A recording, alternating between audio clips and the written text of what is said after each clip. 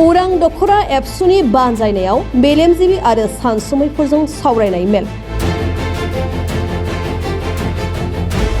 आसाम सरकारा मोनद' जौगानाय हारिफोरनो एसटि होनो नागिरनायनि ग्रुप अफ मिनिस्टारफोरनि रिकमेन्डेशननि सायाव सावरायदों अरां हालामनि मेलेमजिबि सानसुमैफोरा। उरां दखरा दुलाराय बर' फरायसा आफादनि बानजायनायाव दखरा एबसुनि सिङाव थानाय मेलेमजिबि सानसुमै आरो सांग्रां नोगोरारिफोरखौ लानानै आसाम सरकारा मोनद' जौगानाय हारिफोरनो एसटि होनो नागिरनायनि ग्रुप अफ मिनिस्टारफोरनि रिकमेन्डेशननि सायाव मेलेमजिबि आरो सानसुमैफोरजों मुंख्लं सुजित नार्जारि गोसोखां अडिट'रियाम नब्लां गेलाबिलाव सावरायमेल जानानै थाङो। उरां दखरा एबसुनि बे मेलेमजिबि आरो सानसुमैफोरजों सावरायमेलाव ओनसोलनि मेलेमजिबि सानसुमै सांग्रां नोगोरारि फोरोंगिरि गुबुन गुबुन आफादनि बिबानगिरि आरो गामिनि दैदेनगिरिफ्रा बाहागो लायो। मेलाव आथिखालाव सोलिबाय थानाय थासारिफोरखौ नोजोर बोनानै गुवारै सावरायलायनाय जायो। बे मेलावनो बाहागो लानाय अरां ओनसोलनि मेलेमजिबि सानसुमै आरो सांग्रां नोगोरारिफ्रा आसाम सरकारा मोनद' जौगानाय हारिफोरनो एसटि होनो नागिरनायखौ गोथौयै जिंगासिदों आरो बर' हारियाव गोहोम गोग्लैगोनखौ बयबो सावरायलायो।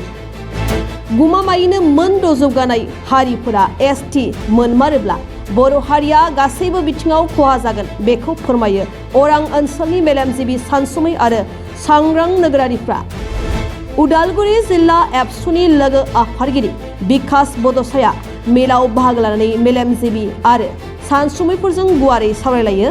जुदि मोनद' जौगानाय हारिफोरा एसटि मोनमारोब्ला बर' हारियाव गासैबो बिथिङाव गोहोम गोग्लैगोन होननानै बुङो उदालगुरि जिल्ला एबसुनि लोगो आफादगिरि बिकास बड'साया।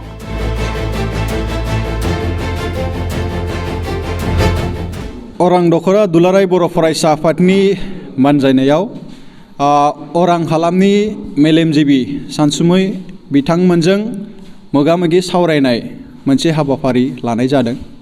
मोनद' गोजौ थाखोनि हारिनो गोदानै एसटि होनो नागिरनाय जि आसाम सरकारा मोनसे मिनिस्टारियेल कमिटि गठन खालामनानै जाबायदि बिथांमोना प्रतिवेदन होबाय, बे प्रतिवेदनखौ एसे क्रिटिकेल एनालाइसिस खालामनानै नैबे सावरायमेलाव बेखौ नायबिजिरनाय जादों।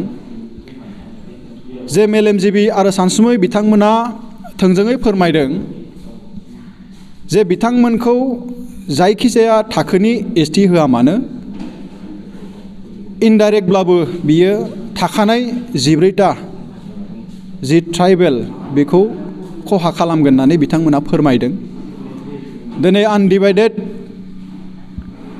गवालपारा डिस्ट्रिक्टआव जिहेतु एसटिपि हिसाबै कच राजबंसि बिथांमोनखौ केटेगराइज खालामनो नागिरदों। दा बिथांमोनहा बै आनडिभाइडेड गवालपारा जिखिनि जोंहा बिटिसि पार्टआव चिरां आरो क'क्राझार दङ, बै ओनसोलाव बै एसटिपि केटेगरिनि जि फोरमान बिलाइफोरखौ लानानै बाक्सा, तामुलपुर, अदालगुरि बायदियावबो जिखिनि जोंहा बर', राभा आरो गुबुन ट्राइबेलनि माखासे खाबुफोर दङ, बै खाबुफोरखौबो बिथांमोना लाफैनो हानाय मोनसे जिहेतु बेबस्था जागोन, बेफोरबायदि बिथिंखौबो सावरायनाय जादों। ट्राइबेल बेल्ट एन्ड ब्लकनि बाथ्रा गोदोनिफ्राय सरकारनि बिफानफ्रा बुंदों जे एनक्रचमेन्ट जादों। बेयाव गुवाहाटी गोजौ बिजिरसालियाबो बुंदों जे एनक्रचमेन्ट जादों। आरो जि चेप्टार 10 बायदि माखासे एभिक्सननि बाथ्रा दङ, जे ट्राइबेल बेल्ट एन्ड ब्लकखौ जाय बिथांमोना बनाफाइड बेनि सेटलार नङा, जाय बिथांमोना बेयाव थानो मोन्थाय गैया, बिथांमोनखौ एभिक्सन खालामना होनांगौ होननानै मोनसे थासारिफ्रा जादों। दा जाय बिथांमोना इलिगेल भाबे ट्राइबेल बेल्ट एन्ड ब्लकफ्राव दङ, नैबे फोरमान बिलाइखौ मोननाय लगे लगे जायखिजाया केटेगरियाव मोना मानो बिथांमोना लिगेल बिनि थागिबि महरै बिथांमोना हानि पाट्टानिफ्राय लानानै बिभिन्न रोखोमनि सुबिदाखौ मोनगोन। जाय सुबिदा, जाय खाबुफ्रा थाखानाय जि जोंनि एसटि बा ट्राइबेल बिथांमोननि मोन्थायखौ थोंजोङैनो खहा खालामगोन होननानै सावरायमेलाव बेरखांदों। दा बिनि थाखाय जोङो थोंजोङै नैबे सावरायमेलनि गेजेरजों मोनसे मेसेजआ नैबे सावरायमेलनि गेजेरजों थांदों जे बेयाव खौसे हिसाबै गासैबो मेलेमजिबि सानसुमै बिथांमोनहा खौसेथियैनो आवगायनायखौ लुबैदों। बिथांमोना जोंखौ सुबुरुन होदों आरो फैबाय थानाय समाव जों बेबायदिनो आवगायनांगोन।